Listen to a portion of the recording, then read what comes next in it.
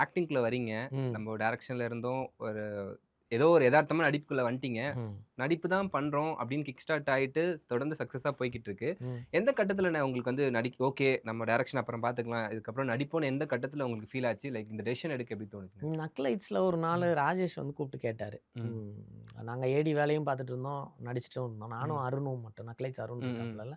நாங்க 2 பேர் மட்டும் அந்த 2 வேலையும் பார்த்துட்டு இருந்தோம். ம். சிலர் வந்து எல்லாருமே கான்கிரீட்டா இருந்தாங்க. நான் ம். இத தான் பண்ண போறேன், நான் இத தான் பண்ண போறேன்னு. ம். எங்க 2 பேத்துக்கு மட்டும் அந்த கிளாரிட்டி இல்லாம இருந்தது. ஒரு நாள் கூப்பிட்டு ராஜேஷ் உட்கார வச்சு பேசினாரு.